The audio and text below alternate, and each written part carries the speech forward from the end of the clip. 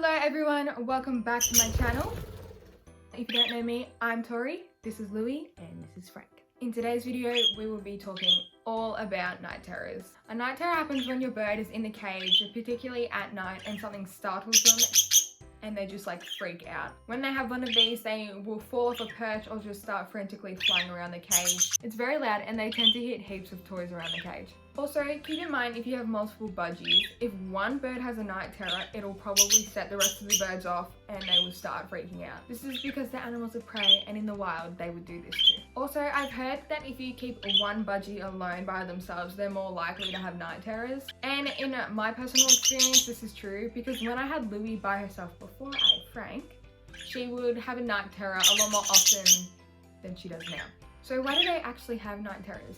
Well, sometimes it's hard to like pick out what scared or startled your bird, but the most common things are bugs flying past the cage, shadows, if you turn the lights off too quickly, if something drops or falls, or just anything that can scare them. Also, what I found interesting is another thing that can start night terrors is like maybe like the vibe in the house, or they can sense us, because maybe a week ago one of our cats had a seizure and we had to take it to the vet.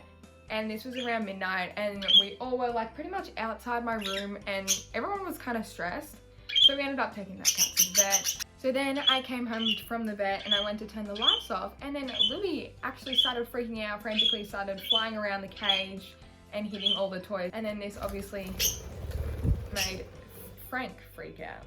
The reason that I think Louie had a night terror that night as soon as I turned off the lights was because I think she could sense that everyone in the house was stressed, and then that eventually just scared her and she had a night terror. They actually ended up doing that twice in one night. So let me know if you guys have also had any other experiences like that with your birds. So your bird has a night terror, what do you do? So when your bird has a night terror, it's actually really easy for you to freak out, but please stay calm, otherwise this will reflect onto your birds and it will just stress them out so much more.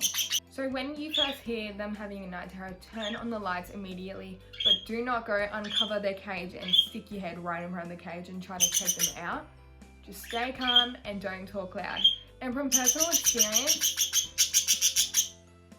why I don't recommend lifting up the cage cover is it actually just freaks them out so much more. Like you would think it would calm them down if they're tame, but it doesn't. They're in a panic, they're scared, they don't really care who you are right now. So the only thing you should do is turn on the lights, stay calm, and you can talk in a gentle, soft voice. Now, if the situation is getting worse and it could be particularly dangerous, this is the only time I would actually uncover the cage, but I've never actually myself had to go to that point. But if you do get to that point, uncover the cage, do not stick your hand in or do not put your head in, just uncover the cage and back off. Once your birds have calmed down and if they are tame and they actually really like your company, you can stop screaming and interrupting me. So once your birds have calmed down and you know that they are tame, you can then put your hand in, pick them up and check if they are okay. At this point, you should be checking if any bird has injured themselves, got stuck on a toy, or if their water bowl is tipped over, their food is everywhere. Literally anything can happen and it can be very dangerous. But if you do take them out of the cage, please try not to hype them up because they will have to eventually go back to sleep. As this normally happens very early in the morning at around like 2 a.m, 3 a.m. If you think you know what actually startled the bird, just remove it. Say you found a bug flying around that was near the cage, get rid of the bug, take it out. Because you know what, you wouldn't want them to have a night terror twice in one night. So your bird has had a night terror, it's okay, and you know it's not injured. Then all you have to do is put your bird back into the cage, cover it, but do not turn the lights off immediately. I would highly recommend leaving the lights on for at least another half an hour. This will make sure the birds are settled down and then you won't risk them having a night terror again. Because if they're scared and you turn off the lights, it's just going to make them scared again. Alright? And I know some people play music, like classical music, for when their birds go to sleep. Do this or just talk to them in a calm voice. So how do you actually prevent night terrors? Night terrors are pretty unpredictable and there's no way to fully stop them, but there are ways that you can try and minimize them. So what you can do is you can put a night light around the cage or in the room that they are sleeping in. This is just so it's not pitch black, because if they do see something, at least there's a little bit of light. But make sure it's not too bright to the point where they can't sleep. Also, the location of your bird's cage is really important. Please don't keep your birds in a spot where people are randomly getting up and moving around at say 3 a.m. This is just asking to freak your birds out so they'll have a night terror. Because it's dark, they're sleeping, then they hear a loud bang or someone making something at 3 a.m. Now, so Frank's cage is right there, and his cage is like taller than it is wide, and whenever he has a night terror, he just drops at the bottom of the cage. Keeping in mind, Frank is also disabled, he can't fly very well, so that's why he just drops straight to the bottom. So what I do is under his newspaper in his cage, I put a tea towel underneath it. This is for when if he just drops to the bottom, it's a softer landing. A really good thing to do is when you are turning off your lights to actually say something and say the same thing every night. For example, when I put my bird to bed, I say, lights out Louie, lights out Frank, lights out Louie, lights out Frank, and I repeat that a couple of times. So now they both know anytime when I say that, the lights are going to be turned off. This is just so I don't catch them by surprise and so they don't freak out.